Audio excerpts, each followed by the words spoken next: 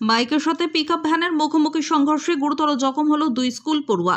ঘটনাটি বুধবার দুপুরে রূপনারায়ণপুরের মহাবীর কলোনি মোড়ে হয়। ঘটনার পর ছুটে আসে আশেপাশের মানুষজন। স্থানীয় সূত্রে খবর, দুপুর প্রায় 2টো নাগাদ আছড়া স্কুল থেকে একটি বাইকে করে দুটি পড়ুয়া রূপনারায়ণপুরের দিকে সজোরে গাড়ি চালিয়ে আসছিল। বাইকটির গতি এতটাই ছিল, মহাবীর কলোনি মোড়ে পৌঁছতেই নিয়ন্ত্রণ হারিয়ে একটি পিকআপ ভ্যানের সঙ্গে সজোরে ধাক্কা লাগে।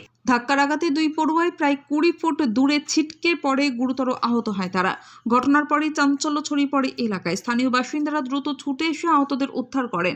খবর পেয়ে ঘটনাস্থলে পৌঁছয় রূপনারায়ণপুর ফাঁড়ির পুলিশ। পরে স্থানীয়দের সহায়তায় আহত দুই পড়ুয়াকে তড়িঘড়ি পিঠাই কেয়ার হাসপাতালে নিয়ে যাওয়া হয়।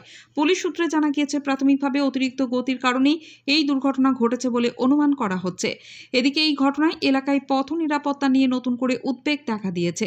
স্থানীয়দের দাবি, এই মোড়ে প্রায় দুর্ঘটনা ঘটে, তাই সেখানে দ্রুত গতি নিয়ন্ত্রণের ব্যবস্থা নেওয়া জরুরি। কাজল মিত্রের রিপোর্ট, MBS নিউজ। এখনই খবর পেলাম মহাবীর কলোনি মোড়ে একটা অ্যাক্সিডেন্ট হয়ে গেছে।